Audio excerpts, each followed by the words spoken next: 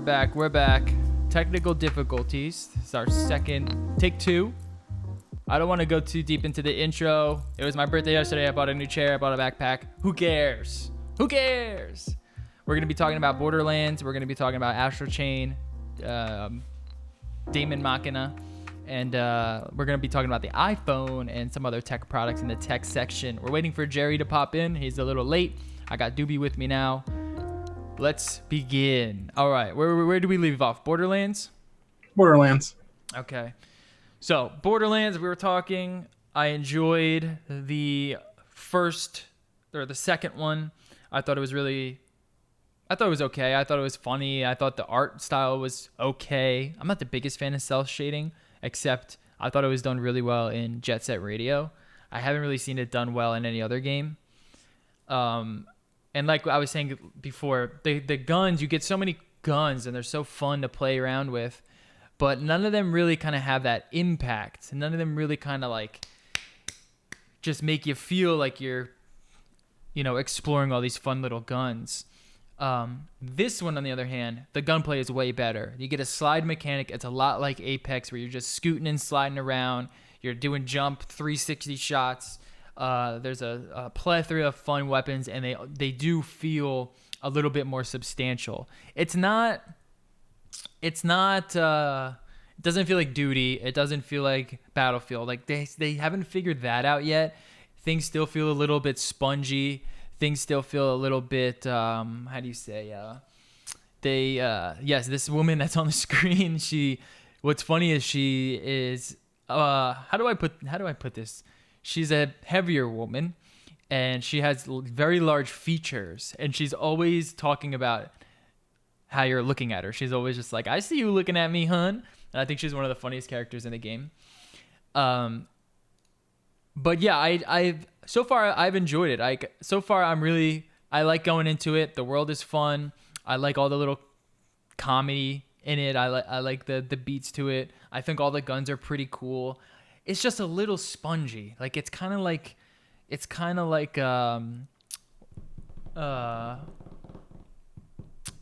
that? The Division, where you just fucking unload a clip in someone and it doesn't do anything. Their health meter goes down like a quarter of a bar, and you're like, okay, I guess I have to do this 45 times. And when that happens, it doesn't quite feel like your guns mean much. It's fun, but it does get a little bit tiring. Every game or every time you jump into like a little area where there's a bunch of enemies, it's pretty much all the same stuff. But what does keep it fresh is the variety of guns and the different play styles. You get a bunch of different skills. You get a bunch of different mods. There's a ton of unlockables. I haven't even gotten into like the multiplayer stuff yet. I'm just doing like story missions and kind of just farting around. But I've enjoyed it. I've enjoyed it thus far. I don't know if I can recommend it right now, though. I do think if this keeps up for another 30, 40 to 100 hours, I won't be able to recommend it. I don't think that the gunplay is still to the point where it's that good, where that's all you can do is just shoot the guy 100 times and it's still fun. Because there are some games like that. I don't know if this is that game just yet. If you like Borderlands, though, this I don't see why this wouldn't be a fun upgrade, because the guns do feel a little bit better. You do get the movement's a little bit better, and yeah, all the comedy's still there. There's always like those interesting characters that you'll meet. The story's kind of weird, kind of lame, but I'm not too worried about the stories. I just want loot, and I just want to shoot these bad guys, and that's kind of where I've been at with it so far. This is a boss basically where he uses these speakers to kind of launch you, and you have to get to the right position in time. It's okay. It's not a groundbreaking boss battle. So so far I think it's pretty average. I don't know. We'll see. Give me a couple more weeks with it, and we'll see if I can really recommend it. If you're really thinking about getting in this game, you've not really played the other ones, just wait until there's like some more finalized reviews out there. Especially if you're not the kind of gamer like I am, where I can't do the same thing over and over and over and over and over and over and over again for hours and hours on end, because that's what this type of game is. And that's all I really wanted to say about Borderlands. Now let's talk about. You can talk about your game, Daemon Ex Machina. What is this game? It's the mech game from the I think it's from like the guy who made the Armored Core series. Right, right, right. It's done by Marvelous. Oh yeah, I It's remember this game coming out. Okay. yeah. So far the reviews are kind of where I expected them to be. Middling around like the average, around like a C or 7 out of 10. And it's one of those games where the story is I'm not in it for the story. The story is not that great, but the gameplay is good. It's not a game that you can play for long stretches of time. It's good for 2 to 3 hour bursts, because the missions do kind of get repetitive. Mm-hmm. So if you only play it in like 2 to 3 hour chunks, it's not so bad.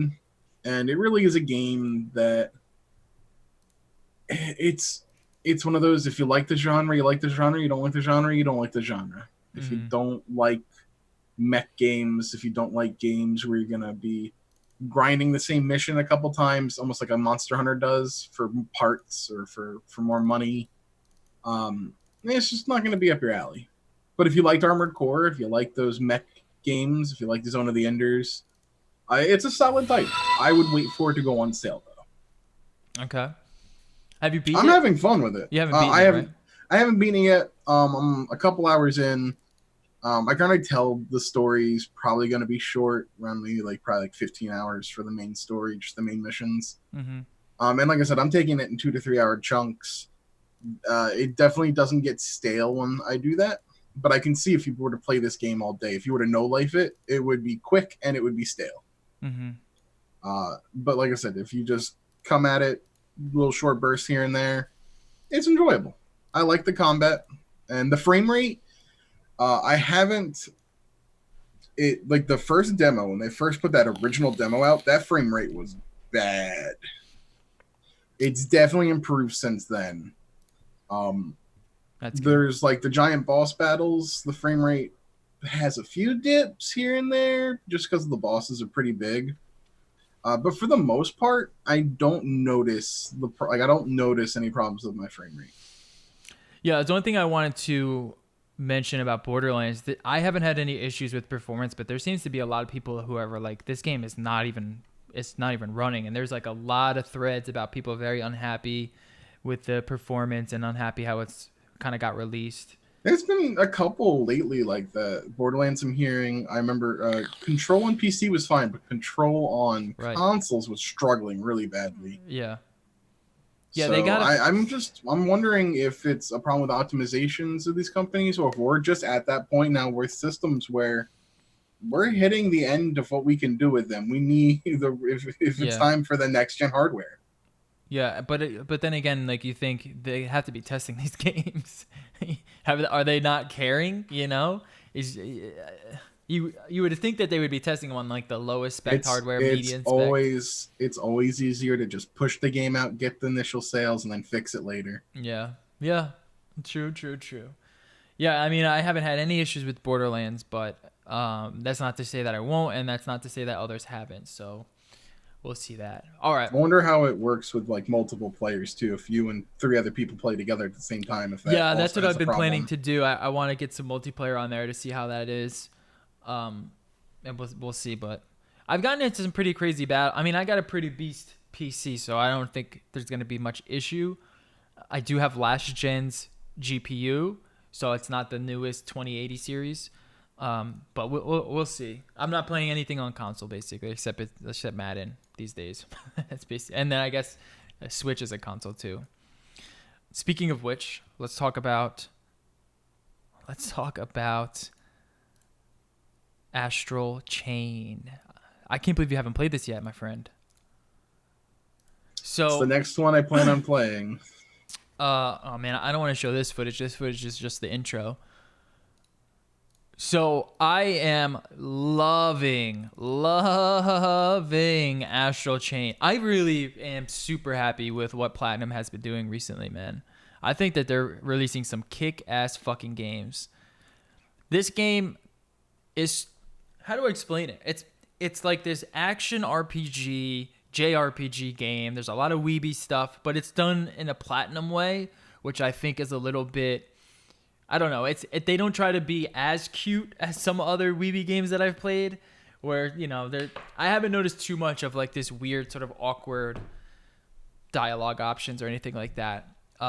Everything seems to be kind of pretty straightforward. You know, the comedy beats are pretty good. I think they're fitting. But what's really enticing to me is the gameplay, like the actual fighting. So it's done in this cool way where you basically have this action RPG setup where you can just go in guns blazing and just go nuts. And that's normally what I do. But they give you like this pause option where you can kind of freeze the battlefield for a second and kind of figure out where you want to do things and where you want to send your guy out and who you want to attack next, what do you want to attack with. And the combat is pretty simple. You basically have an attack button and you have you basically have two attacks. But the way you kind of switch around your playstyles is you can hold a bunch of different weapons at a time. So you can hold like a baton, you can hold a big sword and a pistol, and you can on the fly switch between them. You also have your legion, which can be switched on the fly to as many different legions. I think there's 5 that you get to hold at a time, and you could switch between them depending on the battle. There's this whole chain mechanism where they're attached to this leash that you have, and you can like wrap enemies around. You can like do these fucking awesome clotheslines where you'll see this enemy kind of charge at you and you kind of get out of the way and get your chain in there so you can fucking fling them back and, you know, set up these awesome combos.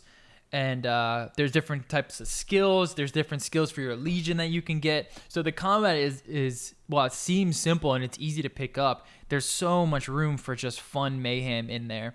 And that's really what I've been enjoying about it. So these type of games, it gets a little grindy, but I don't have a problem with the grinding so far. I enjoyed it. I enjoy every battle that I get into. There's always different enemies to kind of encounter that have different weaknesses, and there's other like big boss battles that have these sort of like mini puzzles that you kind of have to figure out. Very much like Nier Automata, where you know, the game is sort of meant for you to be badass. Like it's like a little playground for you to kind of just set up combos and set up cool strings of attacks and just make yourself fucking look awesome.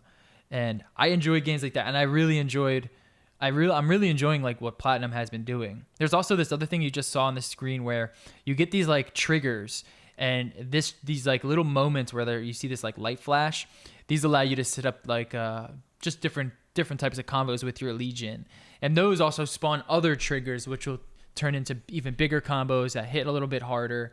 And if you have a Switch and you are looking for a good RPG to play, I highly recommend this game. It has been a blast. The story is kind of, you know, run-of-the-mill JRPG. I have a big problem with JRPG stories. Not the biggest fan of them. They're all kind of just very basic, and, you know, you got to save the world from this infestation. You got to team up with the kooky person and the old wise man, and just all the same tropes you'd expect. So that's one downside, that, you know, it's not a very innovative story. I don't care too much about that. I just want the cool loot. I want to, you know, string up some awesome combos. It's basically what I wish kind of Borderlands had. I wish Borderlands had a more fun and more customizable and personal gameplay, fighting, shooting experience. And that's where this game really shines. So I highly recommend it, dude. But you have to try it. I think you're really, really going to like it. Especially if you like to play both like the ARPG style and then like kind of sit back and do some tactics style. Because that's super fun. Yeah, I have my copy. I just haven't had a chance to boot it up and play yet. I've heard that the music is really good as well. Yeah, music is pretty good. I don't know if it's like groundbreaking. I thought Nier's music is still a little bit better. Nier's music is hard to beat. It's really good. Yeah, and you know, if you're thinking about Nier, there's a lot of differences. There's not many similarities between this game and Nier. But what they do kind of harp on that kind of brings me back to Nier, because I love that game. The aesthetic of it, the aesthetic, and basically the gameplay, like the way that they can just kind of they throw you into this sandbox where you're just gonna have a lot of fun, and there's a lot of fun loot and stuff, all stuff like Nier. But in terms of like the actual aesthetic, like the actual models, the way things look, the music, Nier is just on another level. And I can see why some people who like that game are a little bit disappointed in this one. But I kind of think they're just two different games. You know, they're just two different games, almost completely different, and you're gonna have two different experiences. That said, it's super fun, man. I've been really, really enjoying it. I don't know how long it is. I haven't been able to put in like an 8 hour a day. I usually play in like a couple hour bursts, which is another thing that I like about this game. You can do that. The missions aren't too extravagant. There are nice save points you get to. So you're gonna be able to kind of jump in and jump out. But I do want to put a lot more time into it because from what I hear, I don't know exactly how long it is, but it's not too short of a game. And I've been playing some short games like Control, fucking 6 hours. It's a little bit uncalled for, but hopefully I can put some more time into this one. I think you're gonna like it, man. I think you're really gonna dig it. Hey Jerry, Jerry's here with us now. Jerry, do you have a Switch? I've been waiting to. Yes, I do, because I've been waiting to talk about. This is just cell shaded weebs. Yeah, it's kind of Borderland weeb. Borderland. Weeb Borderlands, yeah. Yeah. Art style wise, in the future. Yeah. Actually, what's interesting, I like the art style of this game more than I like the art style of Borderlands. I think Borderlands is a little bit more cartoony, but I like anime looking stuff more, I guess. Yeah, I think I do like this one more, and I agree with that, but I like cartoony graphics. Sometimes just Borderlands wasn't the right cartoon for me. Yeah. It's very, I don't know how to explain it. It's I've never, like, I don't know, like, as I'm sitting here as like the avid WoW player, you know what I mean? Like, I like cartoony graphics, just the way that they had Borderlands cartoony graphics. I don't know, it never vibed with me for some reason. Mm-hmm. Like, I've never been able to get into Borderlands, almost partially because of the graphics. Yeah, the graphics. Like, I'm not a big like cell shaded type drawing style fan either. Right. I will say the graphics in this new third one are pretty good. They don't seem as heavily cell shaded as the other two, and I thought the graphics were pretty good. But I agree, like the art style is it's just a little too blotchy and a little too blocky, and I don't know. I'm not the biggest fan of it either. Where this one with what is it called? Astral Chain. It's a little bit more just anime style, which I like. I think that, and I think the anime style helps it, but also like the more futuristic setting helps, where it is like kind of dark and mysterious versus like it trying to be super zany and fun time, but it's still like weird contrast based cell shading. Yeah, you should get it. I think everyone will enjoy it. It's a really fun RPG. Because I'm trying to think, like, I really want like a lot of RPGs on the Switch, but I'm not into too much like the Octopath style RPG, and there's not too many, and I can safely say that I've really enjoyed this one. And that's pretty much it so far. I haven't beat it yet, so when I beat it, I'll come out with like a full breakdown. But until then, that's pretty much it. All right. Any other games? Have you talked about any other games? Oh, I've been playing Gears 5 on PC. I will say, it easily has the best performance I've ever seen in a PC game. You can tweak any little point of graphic setting there possibly is in a game, and it runs super well, and the graphics are great. But I played it for a couple hours, and then I was like, this game's fucking boring. This game, you think Borderlands is a lot of grinding. Gears is literally the same mission over and over and over again. Not too fun. Not the biggest Gears fan. All right, let's get into some news. Let's jump into some news here. First things first. Last of Us 2 media event happening September 24th. Media may see up to 3 hours. 3 hours? God damn. Okay. That's a lot. Do we have a release date for this game? I don't remember. I think we do. I think it's next year, early next year, if I'm not mistaken. There's a lot of stuff early next year. Yeah. Let's see. Let's get a definitive answer on this. When? For crying out loud, Final Fantasy VII Remake and Cyberpunk are both in March. Okay. Yeah, that's quarter one. Yep. That's the end of quarter one. Oh, it's saying. Okay, this is saying October 2019. Maybe earlier. I don't know. I don't see. I don't see a definitive answer. Yeah, it says, okay, just last month, a retailer leak suggested that Last of Us 2's release date would be sometime in October 2019. So we're going to get to our final answer. Probably this media event? Yeah. I hope so. That would be weird, though. Like, not even a full month of advertising.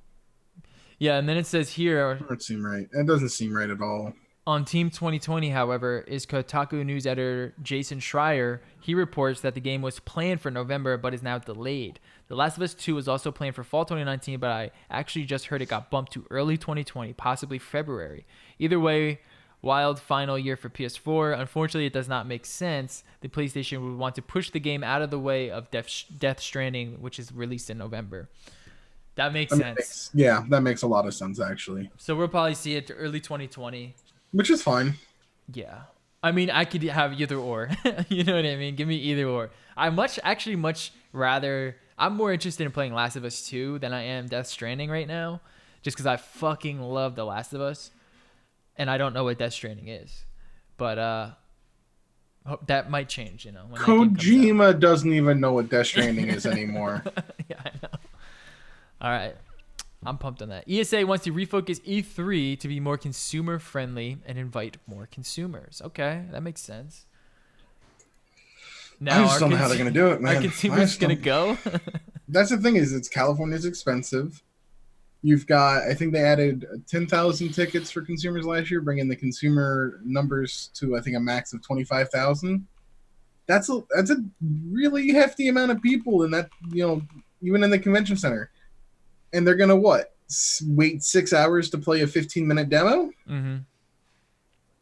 I think the way of the future isn't going to be that. I think it's going to be these companies doing their own events or doing what Nintendo does and what Microsoft and PlayStation are now doing with their like the Direct, the State of Play, whatever Microsoft's is.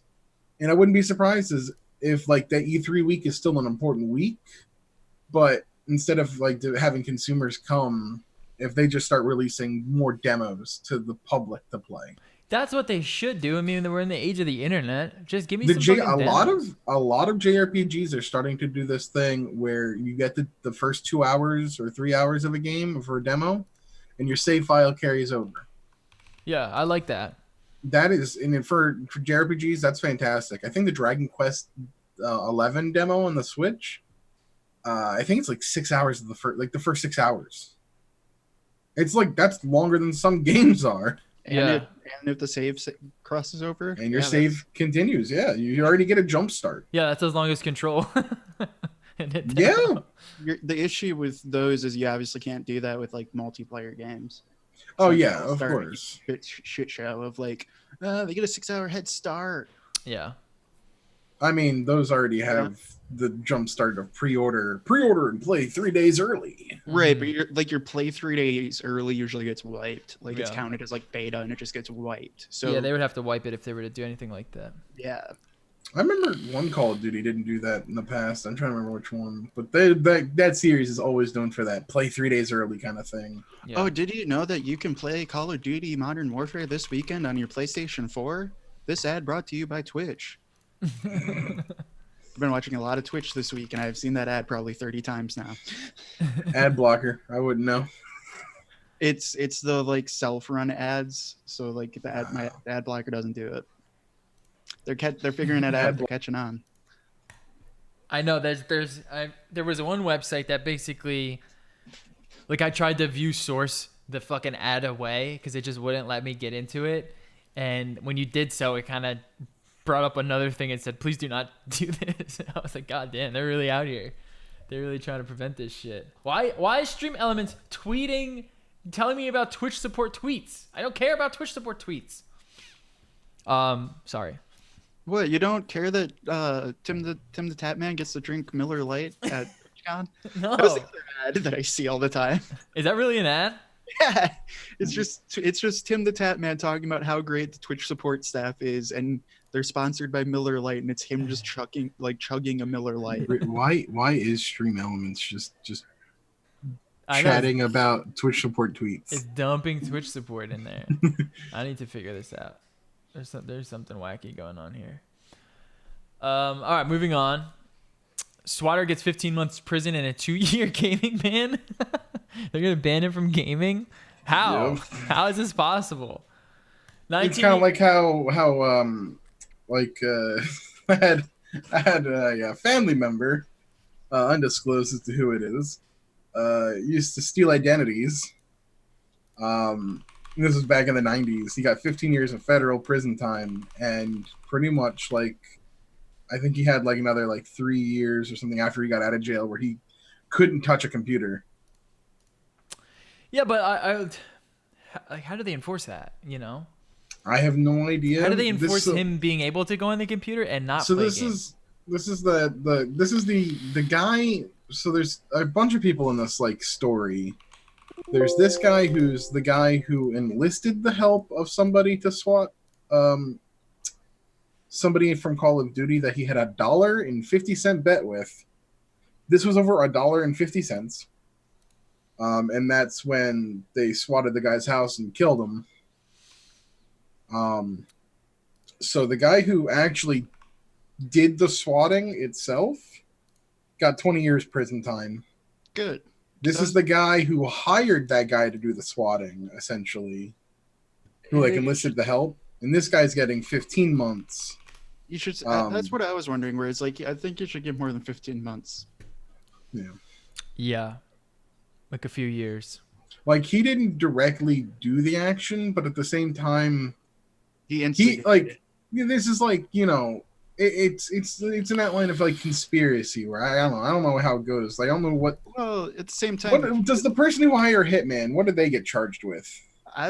In my argument, you should get it almost the same. You're the one. Yeah, the intent was to right. The other guy doesn't do it unless you start that transaction. Right. Yeah. To me, I think he's fully to blame. I think he's fully to blame. Yeah. Sure, you can account for a lot of the debate is what about the police? The police argument in this, but there should be a discussion there too, probably at some point of. Well, the family is suing the sure. police department and the state and the city that I think it's Wichita. But that it's pity money. Mm-hmm. You know what I mean? So I think there should be a discussion there of okay, we can't be as zealous, I guess, but at the same time, for me, both of them should be held same compliance. Mm-hmm. Yeah, I agree with that. I agree. And I get the argument with the police too, but they're thinking whatever. I don't know what he said, but they're thinking this guy's got a hostage, or he's beating someone, or he's got a gun, and they're just that's essentially that's essentially what third degree murder. If someone gets killed in that situation, that's at least manslaughter. The sentence should be carried in the same manner. 15 months, come on. 15 months. That's the slap on the wrist, and people who see this, people who are a little bit crazier, they're gonna see that and be like, oh, I'll just get about a year in jail, and might be able to kill this guy that I fucking hate. There's people out there that think like that, and that's an issue. Yeah, I think it's way too lenient. Yeah. All right. Is this the guy that died, or is this the guy that did it? It says there's a 19-year-old kid who did it, but this guy looks like he's 40. I'm not sure who the photo is of. All right. How do I get this fucking Twitch support tweet off my goddamn chat? I'll figure this out later. So much weird shit going on this channel today. All right, moving on. This is just a look at how nice these PS4s look. Okay, let's take a look. What are these, some special edition models? Is that Joker? Oh, these are Persona. Yeah, so this is all Personas. Yeah, that is Joker. Yeah, and it's not really news per se. I really want one of these. They look really, really good. Are you gonna buy one? News. Well, these are Japan right now only. I don't know if they're coming to the West, but if they do, the temptation to buy one's real. You might be able to get one on eBay. Maybe. Might have to pay a little markup. Be an upgrade over my Destiny 1 PS4. Oh, I'm sorry. You should definitely buy one right before we upgrade to the next generation. Oh, man. That, but know what else is even better? You should buy one, and then this weekend you can play Modern Warfare. Are you trying to get us a sponsorship? I mean, we already pretty much got fucking ads on our channel from Twitch support chat. All right, moving on. What do we got next? Alan Wake could be getting a remaster. Did anyone ask for this? Dude, I love the Alan Wake. It's one of the most underrated games. I like it. I think it's pretty good. Nobody's played. I don't know if I'd call it underrated. I don't know if I'd go so far to say that. I would buy a remaster of it. Are you kidding me? Yeah. What about a remake? I'd buy a remake. I'd buy a sequel. That's what they should do. Yeah, Alan Wake's pretty cool. It's a cool universe that they created. I just think the whole ghost enemy like we saw in what's that other game? Fear? Is it Fear or I forget the name of that game. But where and like in fucking Kingdom Hearts, you know, where they're just little blobs of just nothingness. I'm not the biggest fan of that type of enemy. It's like you couldn't be a little bit more creative, you know? Yeah. That game is just a lot of atmosphere. Yeah. Which I really liked in that style. I like the story of Alan Wake. I thought the story was intriguing, you know? It reminds me so much of like Stephen King. Yeah. That's exactly kind of what the vibe that I get from it. Capcom has reconfirmed that the next Mega Man game is in development. Please be X9. Please be X9. Give me a new Mega Man X game. How many years do you think before that's out?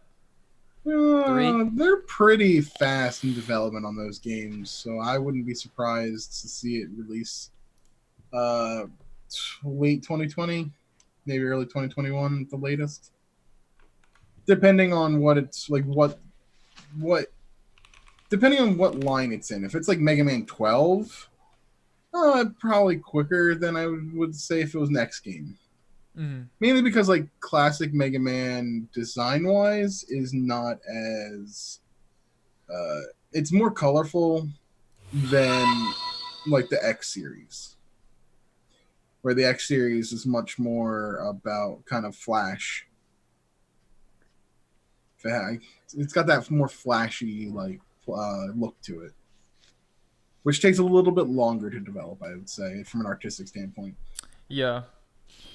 Yeah, but then again, like a lot of these games, when they kind of make them in this way, they kind of use a lot of, like they reuse a lot of assets and they kind of just clean them up. So it could be like, and that's the thing years. If it's 12, I could potentially see it being like shorter. That's why, because they would reuse assets from 11.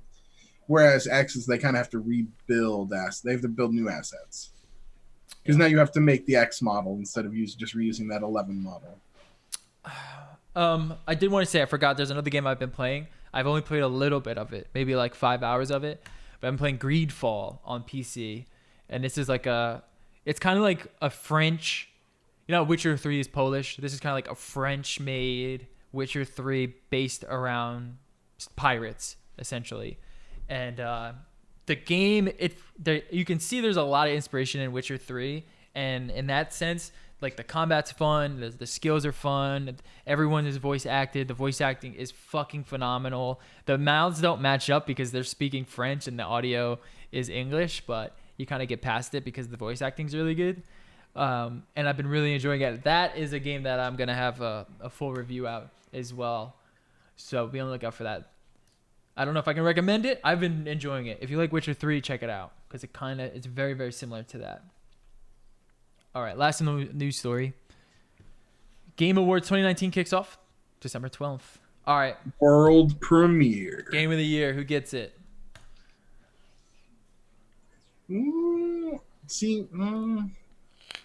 What came out this year? I have no idea. That would be up for Game of the Year. Like last year was easy. Like last year was like, yo, here's Spider-Man or God of War. Like these are all like games so like you could just argue. Would you put Apex in the running They do say esport title maybe, but not for game of the year. Hell no. They say Super Smash Bros is eligible. Yeah, I was gonna Okay, say. if Smash is eligible, it's gonna be Smash. I think Smash is up there in my game of the year. It's definitely the game I played the most this year. Easily. Also, so the next DLC fighter we Kingdom know Hearts for 3? Smash. No, it'll probably be nominated. It would probably but be no. nominated worst game of the year. No, I mean I like 3. I didn't hate 3. I'm glad that series is over. The DLC's coming out, so I'll probably be getting it anyway. But and as far as any announcements go for the Game Awards, I guarantee you the 5th fighter for the Fighter Pass will be announced there. You think so? It's where they announced Joker, who was the first fighter for the Fighters Pass. So it makes sense. You got Terry coming in November. You're right. And then the Game Awards probably, I guarantee you, he drops probably maybe the week before Thanksgiving or the week of Thanksgiving. And then 3 weeks later, you've got, actually, I think it's a late Thanksgiving this year, so it's like 2 weeks. 2 weeks later, bam, trailer for the last DLC fighter in that pack. And they already announced they're making more fighters. And it's going to be 2B. That's my guess. Oh, that would be dope. I would be so down How for 2B. fucking awesome would 2B, and she plays like a kind of like a Joker. Broken. She'd be that sword is gigantic. It would cover the whole stage. She would look so cool. That's she would my just guess. swing her sword and hit you from one end to the other. Yeah, that's my hope. Another sword character. That's all we need. We're also getting Death Stranding this year. That's true. That is that. All right, let's make a prediction. Is that as soon as it gets released, is people gonna be talking about Game of the Year with Death Stranding? Oh, probably. Just the Kojima hype is already. Yeah. It doesn't have too much competition and because Jeff Keighley is huge friends with right. Let's be honest here. He's gonna be arguing for Game of the Year for that. And at the end of the day, they're still all gonna be wrong. Is WoW a classic Game of the Year? 15-year-old game. Game of the Year. Would that be eligible for Game of the Year? Technically, it's a more of a re-release remaster, so it's considered a new launch. Yeah. I would put Control up there. I would definitely put Control up there, in my opinion. I thought Control was excellent. One of the best games this year I played. What else came out this year that we got Monster Hunter World. Oh wait, never mind. That was the expansion. I lied. That won last year, didn't it? Astral Chain. I don't know. I don't know if that'll beat. I don't know. I don't know yet. The hype. I think fun, if anything from Nintendo, it's gonna be Borderlands. Super Mario Maker 2. Borderlands 3 will probably be up there. I think Mario Maker 2 has a legit chance at being up in the Game of the Year discussion. I don't think it'll win. I think it has a chance to be in the discussion. I could see it being nominated, but nominated for nominations. Maybe two nominations. It would definitely win Best Family Game. That's for sure. Sure, that yes. Like I think it should win awards. I don't think Game of the Year. I think they're gonna put Smash in, and that's it for Nintendo. Yeah, Smash it's hard to argue against Smash. It really is. It's like the final version of Smash. You know, it's like the it's the ultimate version magnum of opus. Smash. Yeah, true. Good point. Madden 19. No. Oh, okay, I just wanted to throw that out there. It really wasn't too much. It's kind of a best sports game. Nobody cares. Sekiro. That wins my Game of the Year. I gotta say, Sekiro takes my Game of the Year. That's a good one to be up there. I'm thinking that Smash. Probably Borderlands 3 is going to be up there because it just will. If it's a good game or not, it'll be there. Mm-hmm. Death Stranding will be there if it's a good game or not. Right.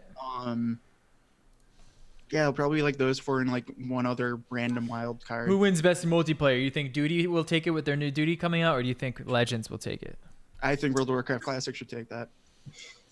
Okay. That won't. I would say that would. I mean, there's gonna broken Twitch records for like 3 weeks straight of most ever watched time. Yeah, I think if it's allowed to be in the thing, I for sure think it has a chance.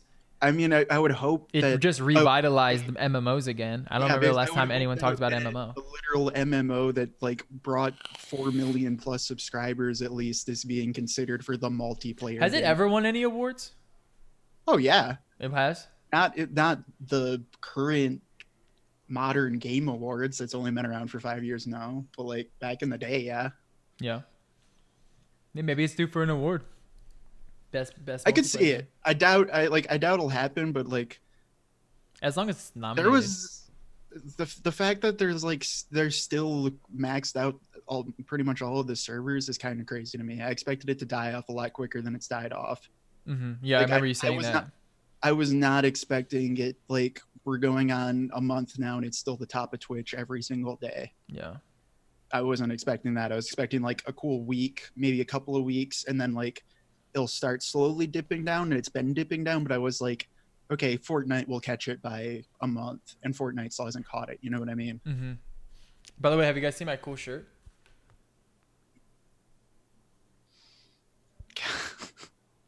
It says, "I committed suicide." And there's got his little bungalow from the private island. And the Lolita Express. God damn it. It's a pretty savage fucking shirt. It's pretty brutal. Jedi Fallen Order, also going to be released 2019. That could be in the 5th, possibly. I'm excited to see. Comes out the same day as Pokemon Sword and Shield. Oh. That is actually that has a chance as well. No, that would be like the second Nintendo wild card. Yeah, I could see, but I if not that, I only see Nintendo getting one, because I think like their one really big year was Zelda Mario. Yeah, like, that was crazy. I don't think you're gonna like get that every year. You know what I mean? Yeah, I would still think that it wouldn't win. Just because, I don't know. I feel like these kind of big game awards. I don't think Pokemon will win just because it sounds like it's going to be awesome. Like, I'm definitely buying it the day it comes out. You know what I mean? But it doesn't sound like it's that different from...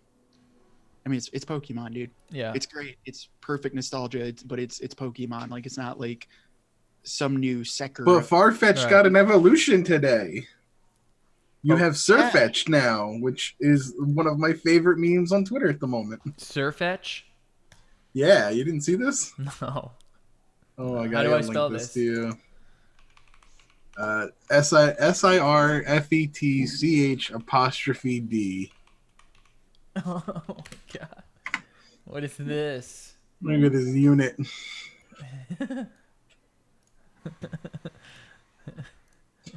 2 foot 7, 257.9 pounds. He's gigantic. What is he? A fucking pelican?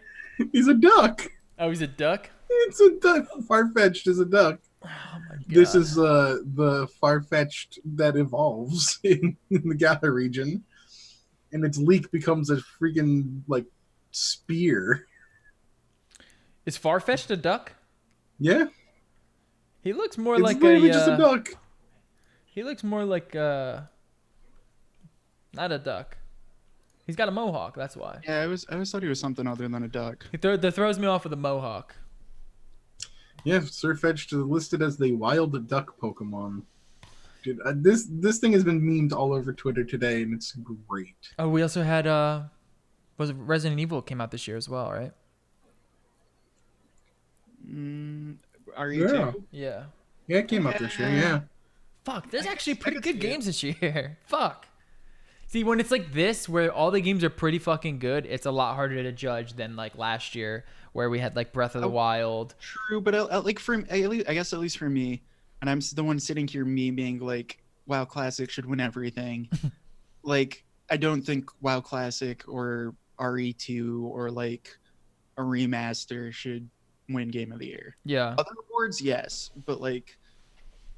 Yeah, RE2. I would actually kind of like to see that, because like that's why I was hyped for WoW Classic. Is like, no, so in some aspects we should go back 15 years because we were making games then. Yeah. I'll also say that the Link's Awakening remake comes out on Friday. Pretty soon, right? Yeah. And Zelda always has like just a giant like. There's just a huge like if I would say after Pokemon, the next big like Nintendo IP that people go apeshit over is Zelda. Yeah. Yes, but it's Link's Awakening for the 37th time. Yeah.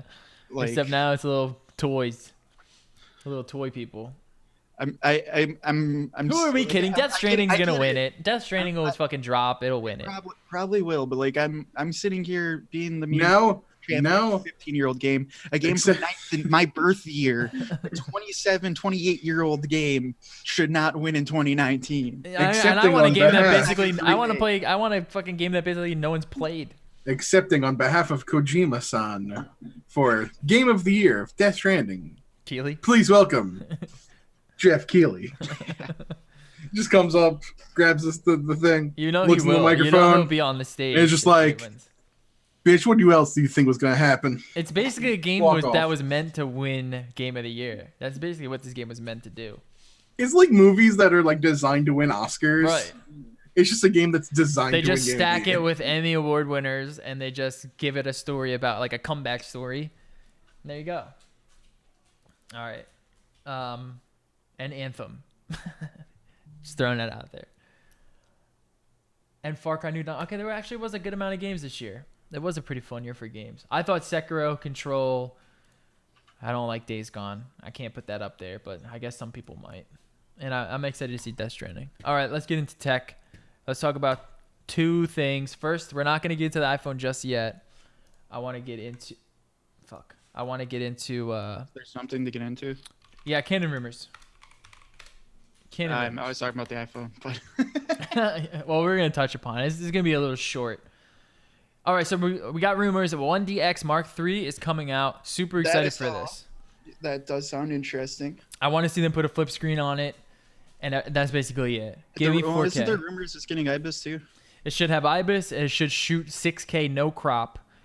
It's going to have a new processor in it. It's basically going to be the last flagship DSLR that they're going to release. Which sounds dope, but what I do it'll be $8,000 probably. That's what I was just going to say, is that what I do worry about is, like, we're getting to the point where there's some really good competition if, like, what you're gunning for is a DSLR sized 6K camera. Yeah, true. That are going to be a lot cheaper than what I expect this to come out at. So and Canon, like, this is the frustrating part. Canon can make that worth $8,000. Mm-hmm. The question is, will they? That is the question, and I think they will, because they usually do with the 1Ds. They usually knock it out of the park. Yeah, and they charge a fortune for them, but people buy them because it has everything. This needs to have a flip screen, in my opinion. That's one reason why the 1DX, in my opinion, I just can't get it, because it's too big, and then you have to add a screen on top of it if you ever want to film yourself. It's a little much. If this has a flip screen, I will drop whatever the fucking price they want for it. I want to see a handheld 6K sensor from Canon. Also, we have rumors that it's not a rumor, but Canon did file a patent for their new IBIS unit, which will go into the new EOS RS, which is going to have all of the EOS R rumors of the super EOS R that's been rumored forever. Yeah. Let me see. It's supposed to be all right. So they patented the new IBIS, and they also patented this 83 megapixel full frame sensor. So if you think you're gonna get 4K no crop with a fucking 83 megapixel sensor, you got another thing coming. But that's okay, as long as the crop isn't fucking 6 times. If it's just an APS-C crop, I'm not too angry at that. Just go buy a. But you're not. I don't think you're gonna get a full frame. I don't think you're gonna get a full frame mirrorless camera that shoots 4K from Canon right now. I don't think they can do it with an 83 megapixel. Not with an 83 sensor. It's way. Well, they could do 4K, but it would be like horrifically cropped. Right, it'll be cropped. Like, massively. Yeah. And that's pretty much it. Did we talk about the Fuji thing, the Fuji rumors, or any of the other new ones that came out? No, we haven't. There's been a lot of reviews coming out of the 6K Black Magic, which is, like, very surprising to me. I've, like, been really enjoying, like, all of these reviews. Black Magic Pocket 6K? Yeah, the Pocket 6K, because everyone who, like, decided that they liked but didn't need and got rid of their 4Ks are loving the shit out of the 6K, and then everyone who I've seen who loved the 4K doesn't give a shit about the 6K. Really? Yeah, like as far as reviewers have been going for the most part, like the 6K right now is $2,500. What's the 4K at? Because the 4K is the newer version, right? The 6K is the new one. Oh, okay. And the damage quality is phenomenal. Yeah, 4K is back ordered right now on B&H, which is it's back ordered. It's always back ordered. It's hard to get, and that's only $1,300. Yeah, I mean it's what is it? Double the price, and you get a 6K sensor. You can do fucking open gate shooting where you can basically crop in anywhere you want. It's like a thing that basically everyone does it now. It's about $1,000 less than the S1H. Yeah. Glass in it, but that's full frame versus Super 35. Yeah. And the 4K is a micro four thirds sensor. Yeah. So that's why a lot difference. That's why a lot of the people I'm finding who like the 4K don't care because they're used to like using GH5s and stuff. Like they have a ton of micro four thirds class. They don't care about the crop or like, sensor size basically. And then like all of the full frame nerds are like, oh, well, no, it's Super 35. I can use it now. Mm-hmm. And now they're in love with it. I found that dichotomy interesting, basically. Yeah, and it's interesting because it's like a lot of these people, they buy these DSLRs because of the Mark D2. That was when people can finally shoot some good video. But nowadays, if you want to shoot these high resolution images, you need to get like an actual cinema camera. And Blackmagic offering these kind of cameras, it's perfect. Like it's perfect timing. They still have a lot of flaws with them. I personally, I'm not interested in the pocket size ones, but there are other ones. Yeah. The Ursa Minis are really sick, but at the same time, I'd almost buy one of these over the Ursa Mini now. Until they re-update the Ursa Mini. Yeah, I'm gonna wait to see what else they kind of come out with before I decide to go that route. If I was doing just filming, I would buy one of those. You kidding me? Yeah. And what's cool about Blackmagic is they have so many products. So you could literally set up an entire Blackmagic studio for a pretty affordable price. We haven't seen that ever. This is the first time in history we actually have like affordable studio options, which is really cool, especially now with like live streaming being really popular. We also have the XA7 from Fuji, which I'm super interested in. $700 camera. It's a Fuji APS-C sensor. Got a flip-up screen. It's got a mic jack. It's got flip out. It's got a huge flip out. Yeah, that's right. Flip-out screen. Yeah, they do it in an interesting way where it's kind of like Canon's, except it's on like a little pivot point where Canon's, it's like the entire sort of device thing kind of twists. So I don't know. Maybe they got around a certain patent because of that. And it comes in many different colors. It's cheap. It's affordable. The reason I'm interested in this is because I would love to have a Fuji system. I think Fuji makes really nice cameras, but I don't want to spend too much on a Fuji, big Fuji, whatever, GFX, because I'm invested in Canon and Sony. So to get into the Fuji system at this price point and I have a camera that can basically do whatever I want, that's super enticing. And I think a lot of people are going to pick this motherfucker up. And well, it's also the A line. And give it like a year, this camera will be $500. Right. Which that's when I like at that point, it's like, what? Yes, buy this every single time over like the G7 from Panasonic, etc. Yeah, this isn't like a spec powerhouse. You're not going to be able to. No, it's just, I'm impressed where it's like, this is going up against the new Sony A6100. Right. And like, this is a legitimate competition to it in my eyes. Yeah. I probably would choose this over that. Just because Fuji nails this spectrum so well where it's like, you just want to take really nice photos. You're not too worried about anything. The lenses are nice and tiny. They're cheaper. And you have a flip out screen. It has everything you want. And a mic jack. Yeah. It is the weird mic jack where you have to have an adapter. But like, I've been doing that for a while. It works. It's not as bad as you think.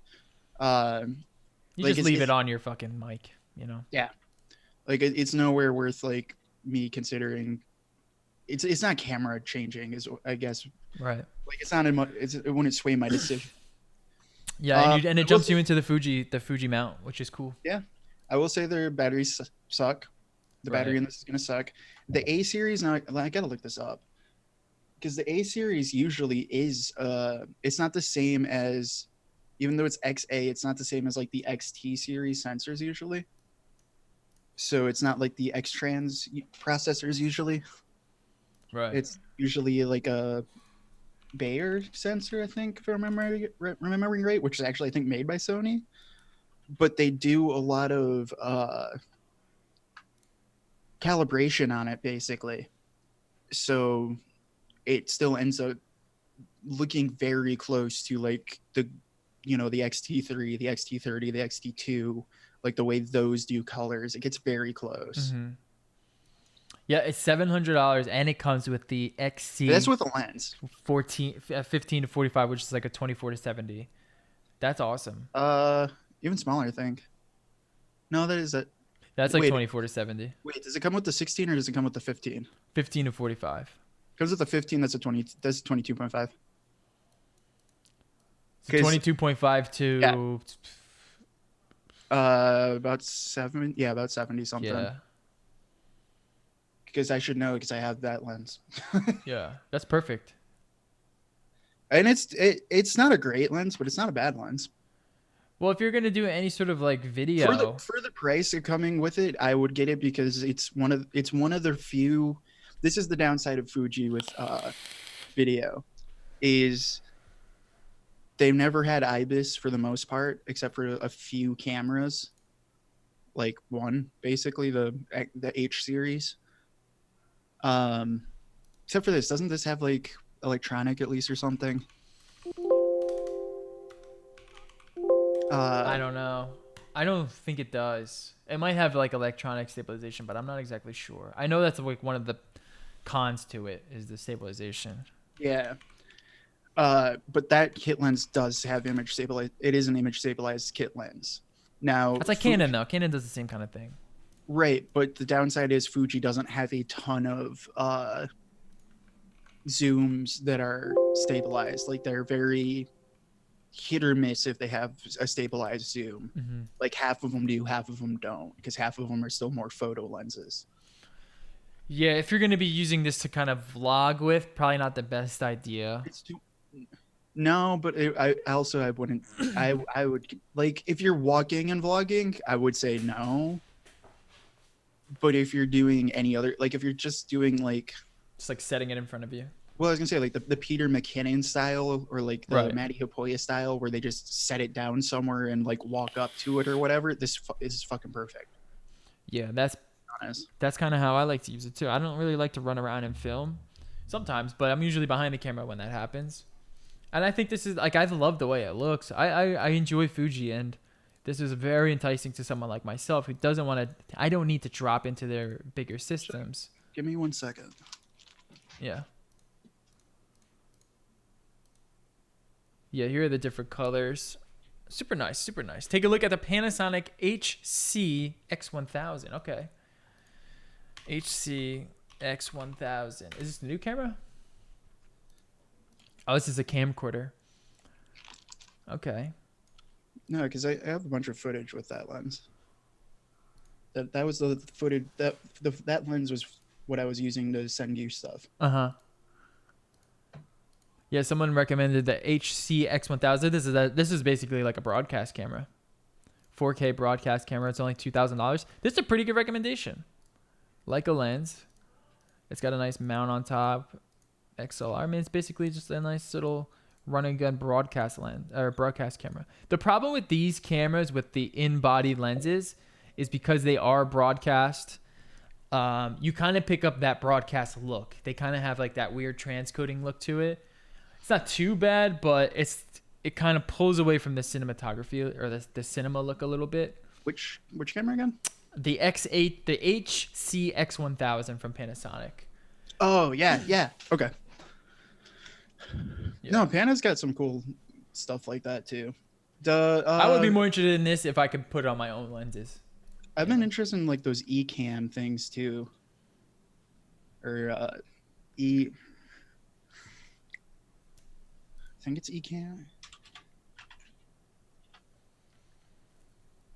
Trying to remember. Gotta just go to News Shooter.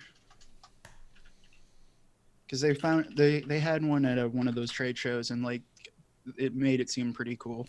Oh, also, while you're looking for that, Canon is going to be releasing a new DPV 3120 4K reference monitor, delivering unprecedented HDR capabilities. Let's see what kind of it has. Edge-to-edge luminance of up to 2,000 candelas per meter squared, and a black level of 0.001 candelas. Wow, it's pretty cool. It's HDR 2000 now. Huh. There you go. Let's see it. Of course, then it freezes. And this monitor will be $40,000. So save your pennies. Okay, that's the top end, 67.2. That's my headphone. Okay.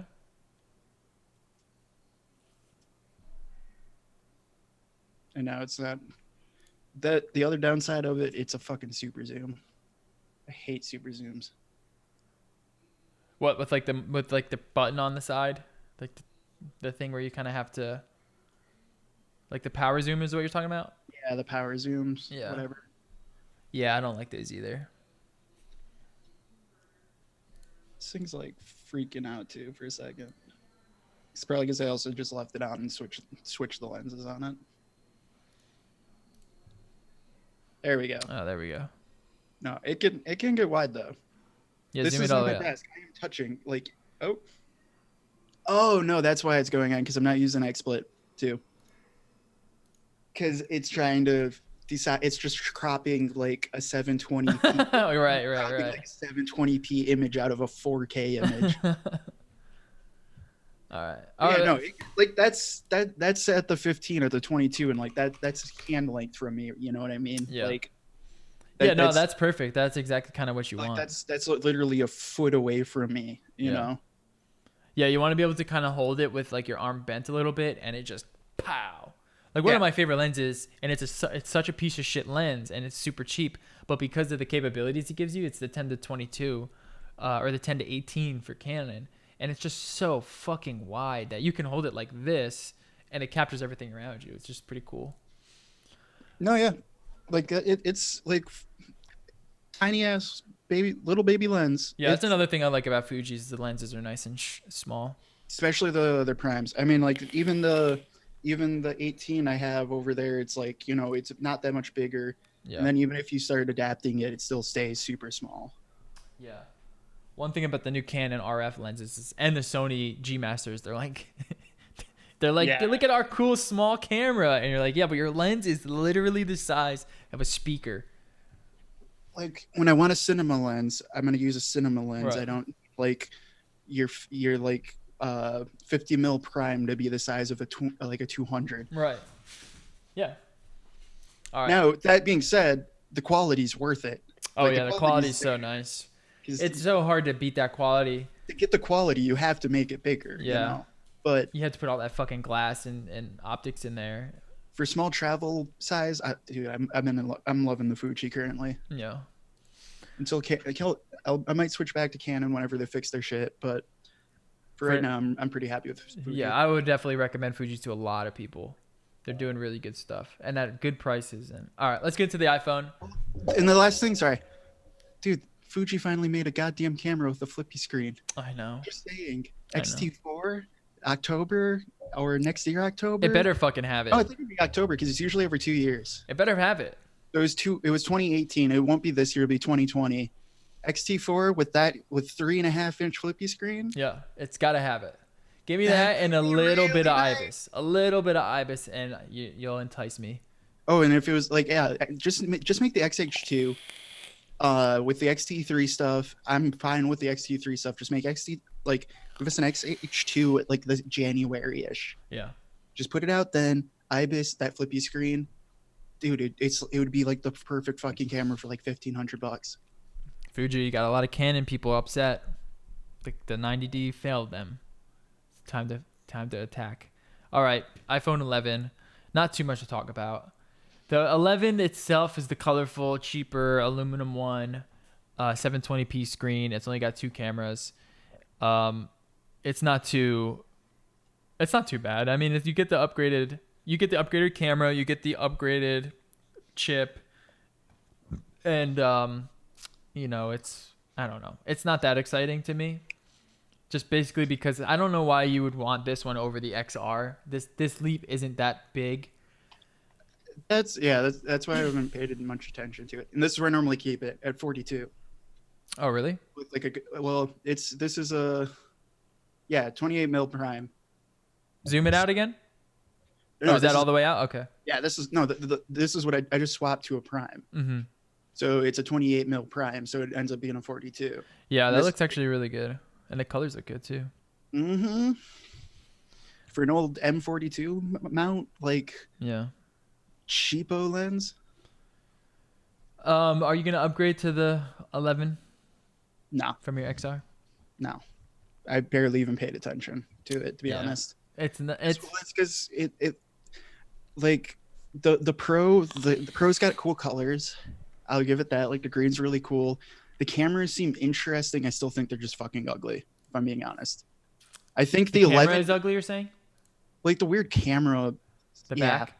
Yeah, the camera back's really ugly, in my opinion. I will say the 11, if I didn't have the XR, the 11 would be a compelling upgrade because it's a slightly better XR with dual cameras.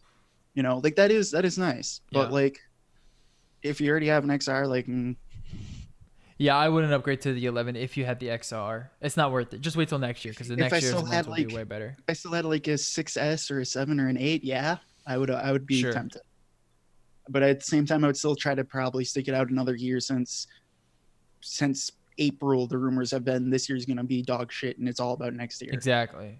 And that's kind of the hard part about the 11 Pro because supposedly the screen is way better. The battery efficiency, they're giving you like 4 to 5 extra hours of battery, and the cameras look great. They do look great. They are a noticeable improvement to the quality. Plus their new like Rocksteady IBIS in the cameras for video looks excellent. It's not as small of an upgrade as I thought it was going to be. Like they did kind of bump it up a bit. And this green is so sexy. I love this green. Someone showed this in a blue color and it looked cool as well. But I love this green so much. I don't think I can upgrade though. I don't know if I can justify it. I think the green's really cool. I hope it's still there next year when I consider buying one, but not this year. I don't think it will be. They kind of like to do that, right? They kind of like to give you these weird colors one year and then take them away the next year. This year we have the green, we have the white and the gold along with the space gray. And they all look really nice. I don't mind the camera on the back too much. I think it's not the most aesthetically pleasing look. I think it's fucking ugly as hell, dude. Yeah, I don't really mind it too much. And this is why. And here's a different like angle. So this is telephoto. This is kind of what it's going to show you in your image when you take the photo. This is wide. It kind of backs it up. And ultra wide lens is awesome. No, well, that's the thing is like I do want to give it time because I could obviously be persuaded like if the images coming out of it are that much better. But like from the most part, what I've seen is like in general, when phones start adding cameras more, the quality does not go up.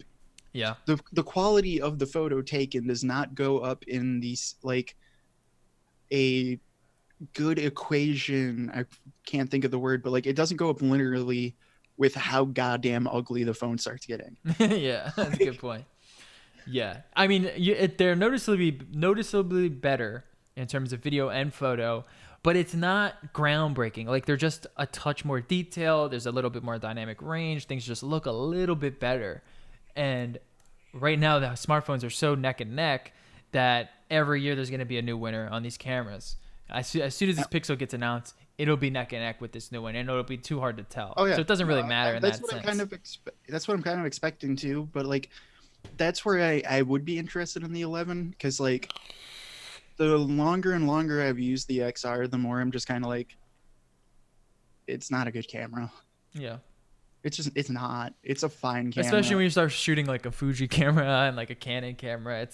I'm not even thinking, you're like, it's not even that. Like I've used to, I've had DSLRs in the past. It's more like, no, they're like, it's a better video camera. Yeah. But for taking pictures, my old original Google Pixel felt better. Yeah. Taking pictures. And that's where I'm kind of like, yeah, that's a bummer. I think that's kind of where it's always going to be. I think Probably. Apple's gonna win always on video. Google's always gonna win on photo. We'll see if it switches, Yeah. but Now the nice thing about that is I do take more videos and they turn out nicer. same, yeah. I just wish like I don't have faith in Apple's camera abilities for single camera. They did figure out a lot of cool tricks with the like having the 2 cameras. They probably do multiple camera setups better than anyone else so far, but like I'd be more interested in seeing like the iPhone, the regular 11, I guess, even if it just had a, the 10s camera, to be honest. All right, now one thing that I wanted to bring up, I think the phones are okay. I'm probably not gonna upgrade this year. I say that, but then I look at this green color, I'm like, God damn, that looks so cool. But I don't think I'm gonna upgrade. But I do want to say, this is their ugliest phone. Cool. This is their ugliest phone to date. Right? In my opinion, this is the ugliest phone that they've made. I don't think it's atrocious. No, the camera hump's pretty fucking ugly. Yeah, but when you compare it to their other phones, this is not the best looking phone. No, but it's like, compared to traditional Apple standards, this is fucking hideous. But this is why I love it. This is exactly why I love it. Because the era of Johnny Ive is over, right? They did something with this phone that they have never done before, and they made it thicker. They made it a little bit thicker to add a little bit extra room for whatever, battery, whatever, another chip. And they have never done that, ever. And now I'm thinking, okay, we're getting yearly incremental updates to the Mac. We're getting these yearly incremental updates to the iPad, and they're throwing in USB-C. They're making things look, they're misaligning the speaker grills on the bottom just to fit a little extra this and that. I think we finally are entering an era of Apple where they start to focus like a little bit more on functionality over design. And that I am so excited for, because that's what we had in the original, the heyday of Apple. They were just like throwing specs at you. They'll give you anything you fucking want. Who cares what it looks like? We'll make it look good, but we got to give you what you need. And I think they're starting to finally come back to that now that Johnny Ive is gone. And I didn't realize the grip he had on them until this ugly ass phone came out. And I was like, oh shit. They are actually changing it up a little bit. They're going to give you some specs, they're going to make it so your money's worth it. There's no longer can they just get by on their name, I think.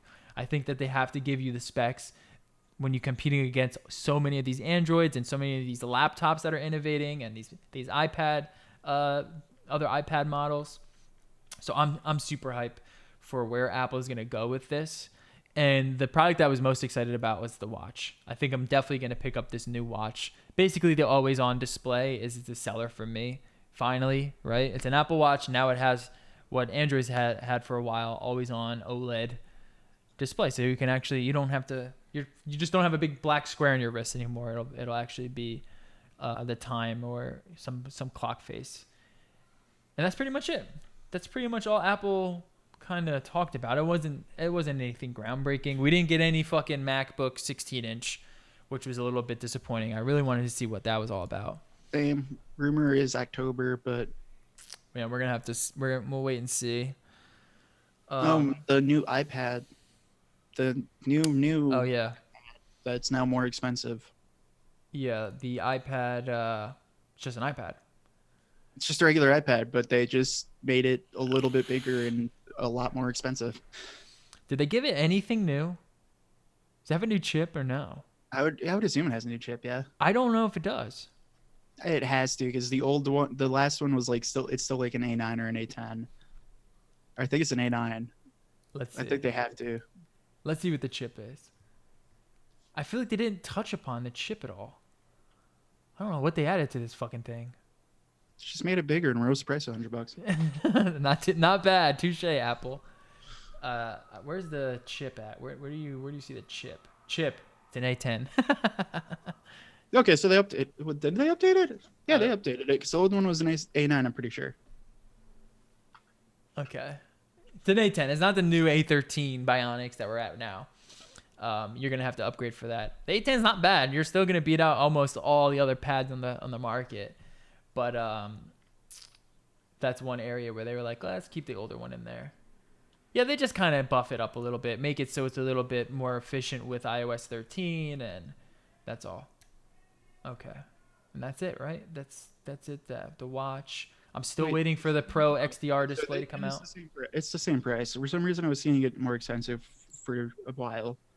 but it's now 10.2-inch Retina display instead of a 9.7. It's $199, right? No, it's $329. Oh, $329. iPads have always been $329. And that's for, ready for this? 32 gigs. Yeah. No, it's always been $329, 32 gigs. Yep. They're not gonna fucking. They're not budging on storage. Oh, but you can use the good pencil now on it, because the old iPads you could only use the first gen pencil. Oh, you can use the new pencil on this one? On this one, this one that's showing the new pencil, but the old one was only the old pencil. No, you can't. You can't. It's still the old pencil. You cannot. You can't charge it. You have to charge it on the side. Yeah, no. So you can still only use the old pencil. You can't use the new pencil, which is awesome because we have my iPad, which was the last one, the 7th gen, right, and then an iPad Pro of the new ones, which only uses the second pencil. Yeah, so you guys can't. If you lose your pencil, you're fucked. You have to go buy another one.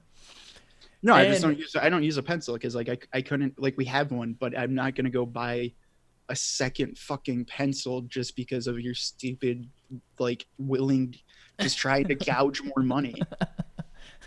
There's literally absolutely no fucking physical hardware reason that these two should not be able to work together. No. They're definitely price gouging you, but they are the best styluses on the market. I will put my foot down. I'm sure. I'm not gonna go fucking buy a second one for a fucking iPad I got for less than $100. All right, hold on a second.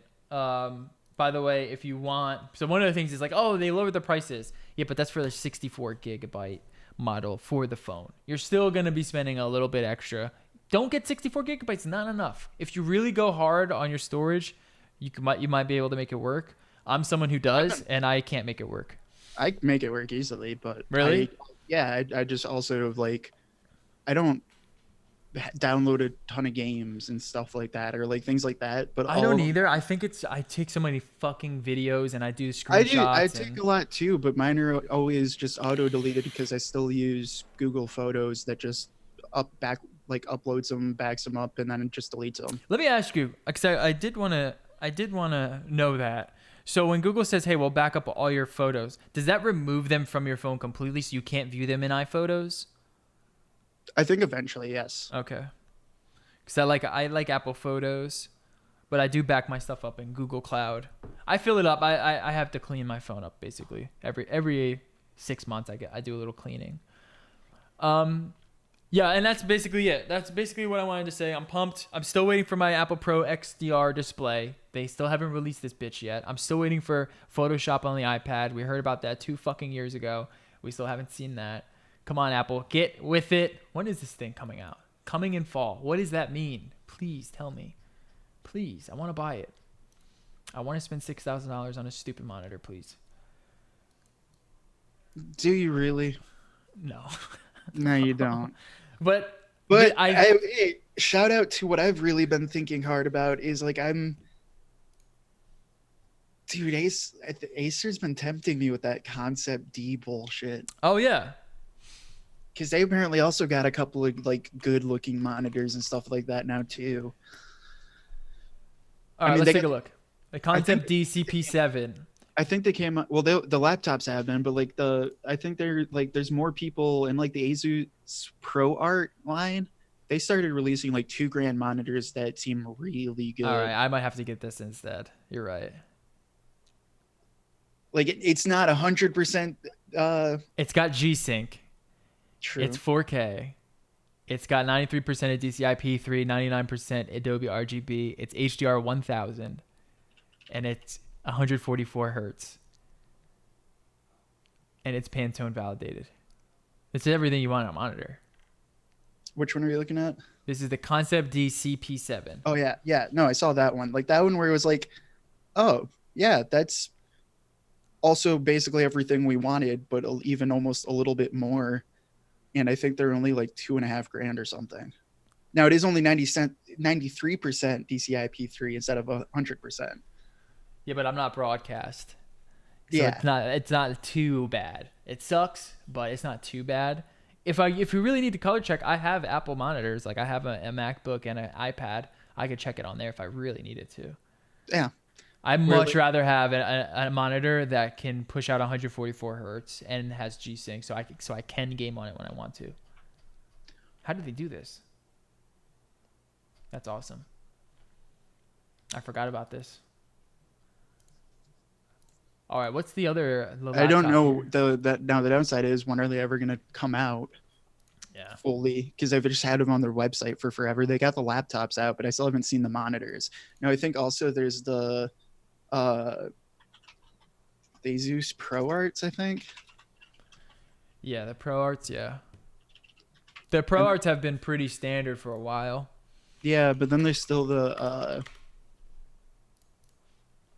I mean, yeah, there's been all of those, but then there's MSI stepping up and stuff like that. Like the LG one that's basically the same exact thing as just 4K, and it only costs $2,000. Yeah. That Apple like recommends you to buy. I might just lose a K. Is that extra K worth 3K? I might have to. This makes my decision a lot harder. And it comes with a stand. I think I'm still gonna go with the Apple monitor just because. I don't know. This is tough now because it is a lot more money. Oh well. We'll figure it out later when the time comes. All right, everyone. Hope you all enjoyed the show. We'll catch you guys next week. Every Tuesday, 6:30 p.m. Eastern. Hit up the website, nolife.digital. Make sure you subscribe to our podcast on iTunes, Stitcher, Google Play Radio, Spotify. We're everywhere. You can listen to us everywhere. And if you have any reviews that you want, if you have any games that you want us to check out, if you have any articles that you want us to take a look at, send it to us over in our Discord. The Discord link is in the description. And come join us and join in the fun. We'll catch y'all later. Peace.